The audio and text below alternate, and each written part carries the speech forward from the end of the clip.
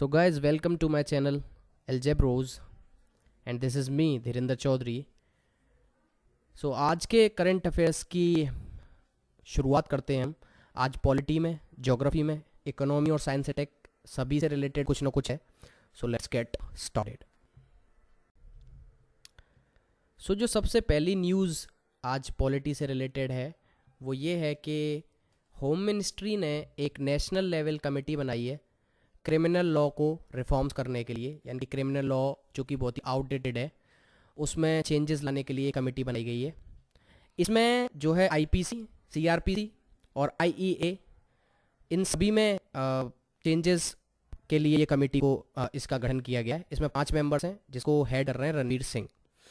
So basically इस committee से मैं जाने से पहले हम लोग थोड़ा सा ये जान लेते हैं कि आईपीसी, सीआरपीसी और आईईए जो है, यानी कि Indian penal code, code of criminal procedure that is CrPC and Indian evidence code, ये काम क्या करते हैं। सबसे पहले आईपीसी की बात करते हैं तो इट वाज इनेक्टेड इन 1860 जब when there was a declination of the Mughals and उस वक्त इंडिया पर जो है अंग्रेजों का शासन जो है शुरू हो चुका था। तो आईपीसी 1860 में इनेक्ट किया गया था and it enlists and defines offences, मतलब जो जुर्म होते हैं उनको एनलिस्ट करना कि क्या जुर्म के अंतर्गत आएगा और क्या नहीं, और उसको डिफाइन करता है ये और उनके पनिशमेंट से रिलेटेड क्या स्पेसिफिक पनिशमेंट पर्टिकुलर किसी जुर्म में दिया जाएगा वो डिफाइन करता है। सीआरपीसी की बात करें तो it's a machinery for implementation of the IPC, मतलब आईपीसी को इम्प्लीमेंट करने की एक मशीनरी है। तो इसके अंदर सारे प्रोसीजर्स हैं कि क्या क्या फॉलो किया जाएगा। IEA that is Indian evidence act जो है, इसको भी 1872 में ही एनेक्ट किया गया था, यानी कि ये भी उसी वक्त की बात है। तो इसमें जो है elaborate on the rules of taking evidence in order to prove the guilt और इनोसेंस, मतलब क्या इसमें रूल्स हैं कि क्या एविडेंसेस को लिया जाएगा गिल्ट या इनोसेंस प्रूव करने के लिए, किस चीज़ को एविडेंस माना जाएगा और किसको एज ए एविडेंस एक्सेप्ट नहीं किया जाएगा।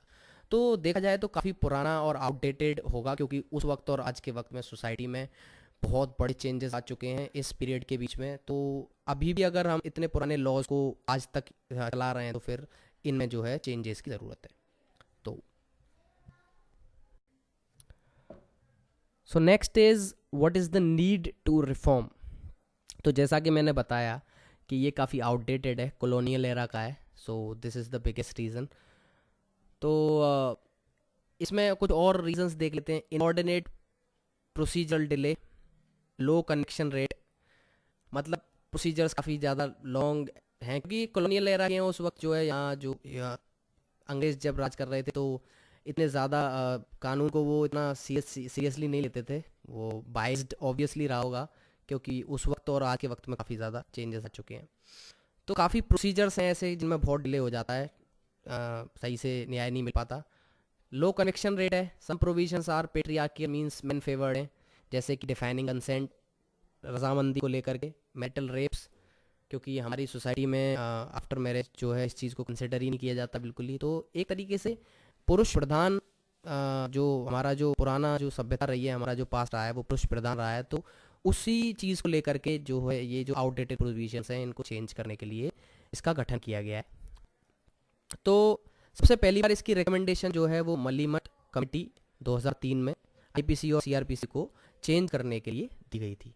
तो होम मिनिस्ट्री ने इसके लिए एक अब कमेटी बना दी है और हमारे होम मिनिस्टर अमित शाह हैं। तो इस कमेटी द्वारा जल्द ही कोई रिफॉर्म्स आएंगे, इसकी हम उम्मीद करते हैं, और एक अच्छा चेंज आएगा लॉज में, बिकॉज जो हमारा इंडिया का लॉ एंड ऑर्डर सिस्टम है ये काफ़ी स्लो है। तो कई बार जस्टिस होके भी नहीं हो पाता है because it takes too much of time. तो ये एक बहुत अच्छा कदम है। लेट्स सी इसके आगे क्या होता है। So the next news is from geography. Dehing Patkai wildlife sanctuary of Assam will be upgraded to national park, मतलब देहिंग पटकाई जो वाइल्ड लाइफ सेंचुरी थी असम में उसको अपग्रेड किया जा रहा है अब नेशनल पार्क में। तो इसको जानने की कोशिश करेंगे कि कहाँ है ये और फिर क्या डिफरेंस होता है एक वाइल्ड लाइफ सेंचुरी में और एक नेशनल पार्क में। तो सबसे पहले असम के चीफ मिनिस्टर सर्बानंद सोनोवाल हैं, ये बीजेपी के लीडर हैं। देहिंग पटकाई ये उस लोकेशन में है, ये अंडर आता है देहिंग पटकाई एलिफेंट रिजर्व के। इसको जयपुर रेन फॉरेस्ट भी बोला जाता है, जयपुर रेन फॉरेस्ट।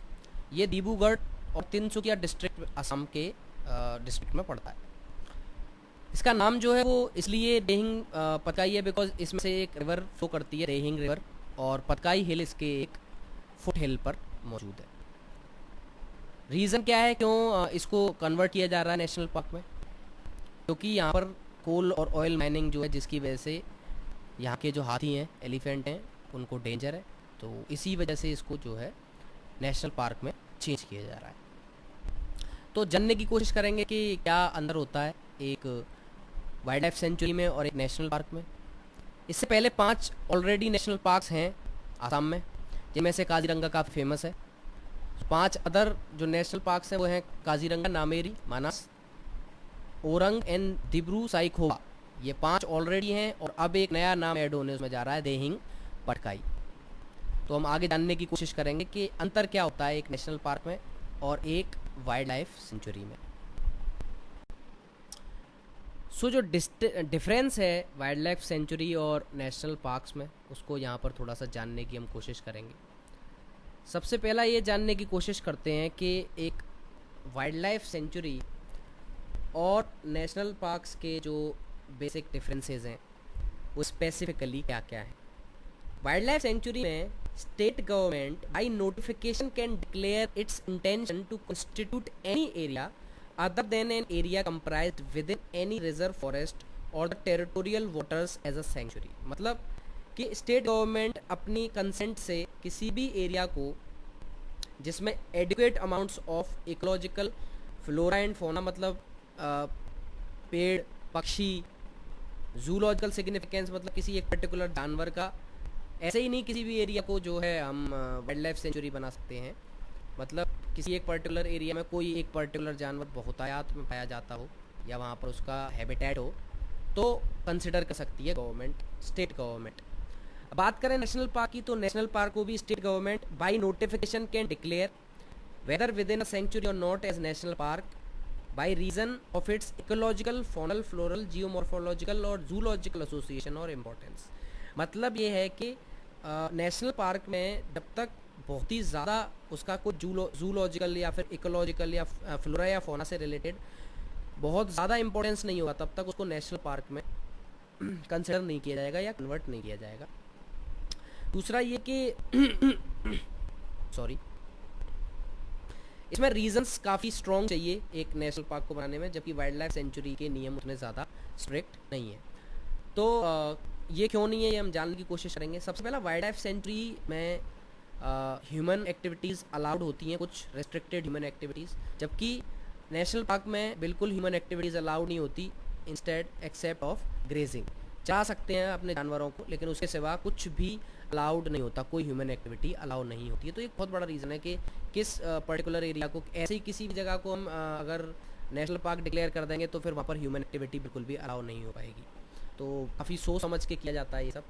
और यहाँ हम देख भी सकते हैं क्योंकि यहाँ पर एक कोल माइनिंग और इससे रिलेटेड इंडस्ट्रीज़, ताकि ये जानवरों को खतरा ना रहे, ये एक बहुत बड़ा रीज़न है, क्योंकि वहाँ पर एलिफेंट कॉरिडोर है पूरा।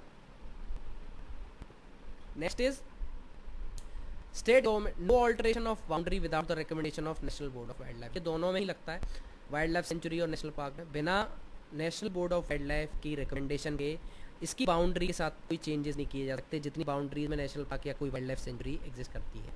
551 वाइल्ड लाइफ सेंचुरीज हैं इंडिया में, जबकि 104 नेशनल पार्क्स हैं इंडिया में, और इनमें से 6 अभी हमने देखा, अगर ये ऐड हो जाता है तो 6 नेशनल पार्क्स अकेले असम में हो जाएंगे। Regulated by wild life protection act, दोनों ही 1972 में वाइल्ड लाइफ प्रोटेक्शन एक्ट पास किया गया था, उसी से रेगुलेट, उसी से इनके नियम कानून बनाए जाते हैं। तो एक नया नेशनल पार्क ऐड होने की राह पर है। Next news science and tech से है।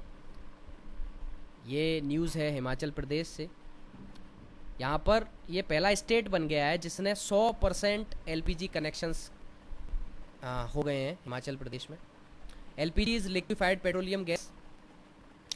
तो हिमाचल गृहिणी सुविधा योजना, जो कि स्टेट गवर्नमेंट का एक इनिशिएटिव है प्रधानमंत्री उज्ज्वला योजना के अंतर्गत, तो ये काफ़ी गुड न्यूज़ आ रही है हिमाचल प्रदेश से। कि वहाँ पर 100% एलपीजी कनेक्शंस का पहला स्टेट ये बन चुका है। तो इससे मोटिवेट होकर के बाकी स्टेट्स भी जल्द से जल्द इस राह पर आगे बढ़ेंगे। यहाँ के जो चीफ मिनिस्टर हैं वो हैं जयराम ठाकुर और गवर्नर हैं बंडारू दत्तात्रेय। चीफ मिनिस्टर जयराम ठाकुर जी भी बीजेपी के ही लीडर हैं।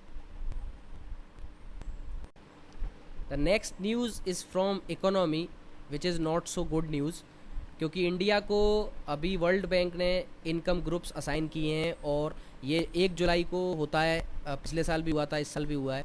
इसमें इंडिया को लोअर मिडिल इनकम नेशन इसके अंतर्गत आया है ये। तो 4 ग्रुप्स बनाए हैं इसमें वर्ल्ड बैंक ने। सबसे पहला लोअर इनकम, जिसकी जो ग्रॉस नेशनल इनकम है per capita which is less than $1036। तो वो जो देश जिसमें किसी उस देश की जिसकी इनकम $1036 पर ईयर से कम है वो लोअर इनकम कंट्री कहलाएगा। और लोअर मिडिल वो है जिसमें इंडिया आया है इस बार, उसका $1036 से $4045 के बीच में। अपर मिडिल जो है वो है 4046 से $12,535 के बीच में। और हाई इनकम कंट्री है $12,535 से ऊपर। इंडिया की जो रैंकिंग आई है वो 145th है। इसमें जीएनआई जो होता है वो निकाला जाता है पूरे देश की इनकम, जिसमें जीडीपी भी इंक्लूडेड होती है और जो हमारे फॉरेन जो भी कमाई कंट्री ने फॉरेन एसेट्स से की होती है वो, इसको डिवाइड किया जाता है पॉपुलेशन से। जो हमारी कंट्री की पॉपुलेशन है उससे डिवाइड कर दिया जाता है। तो इंडिया का जो 145th रैंक आई है वो आई है $2,130 की इनकम पर कैपिटा इनकम आई है इंडिया की इसके तहत।